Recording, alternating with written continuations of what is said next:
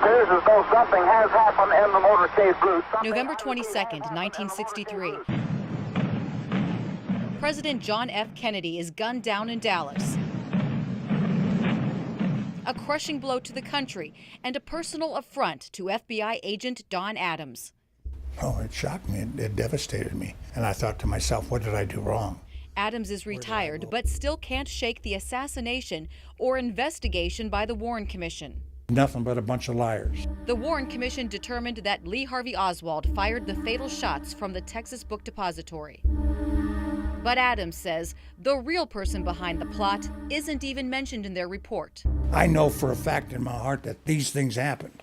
Based on his service with the FBI and years researching National Archives, Don Adams says at best the Kennedy assassination is a massive failure to communicate between federal agencies and then cover up.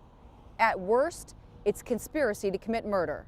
It's embarrassing because I love the FBI. It's a great organization, best law enforcement agency in the business. But we also have to face facts and reality that there are bad people in this world. The Army War veteran joined the agency in 1962. He was assigned to Thomasville, Georgia, where he began investigating Joseph Milter, a name unfamiliar to many, but not the government. He was reported to be one of the most violent men in the country. A militant activist with ties to hate groups like the KKK. November 1963, an FBI informant named William Somerset said Milter was threatening JFK. Saying bad things about what they wanted to do to Kennedy. Milter frequently discussed assassinating President Kennedy.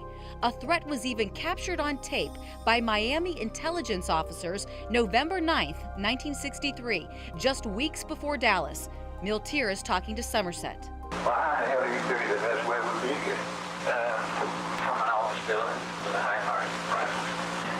And they're going to really try to kill him. He describes smuggling a gun into the building. All those guns come out now, you take the Lord. Boy, if that Kennedy gets shot, we got to know where we at. They'll pick up somebody within hours after. Throw the public off. It should have stopped the president from traveling instantly. It didn't, and November 22nd, Milter is photographed near the motorcade moments before the assassination. They messed up, and all the other agencies messed up. Is there any way Lee Harvey Oswald could have killed John F. Kennedy? No. Had nothing to do with it. Don says evidence he saw while stationed in Dallas proves it, beginning with the Zapruder film. And all of a sudden I saw the president go like this with his hands. And I said, hell, I said, he was shot in the throat. The agent said to me, Don, be careful what you say. And there were no shots from the front.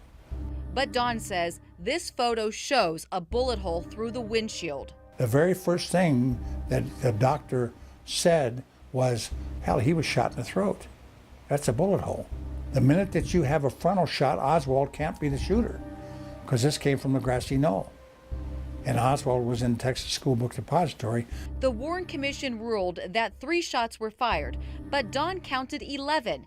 And at the book depository, he wondered how Oswald did that in 7.5 seconds from a bolt-action rifle. Because I was in Korea and I know what I'm talking about. He also says, unbeknownst to many people, another weapon seen here was also recovered. The first weapon they found in the building was a Mauser. And nobody ever discussed that. Witnesses reported Oswald was in the lunchroom 4 floors down on the opposite side of the building drinking a Coke after the first shot. No heavy perspiration or heavy breathing or anything. Couldn't have been done. It was impossible. Afterward, while Oswald was arrested, Milter was, quote, jubilant, bragging to Somerset, "You thought I was kidding when I said he would be killed from a window with a high-powered rifle." He told sources in the KKK, "Don't worry about Oswald. He doesn't know anything."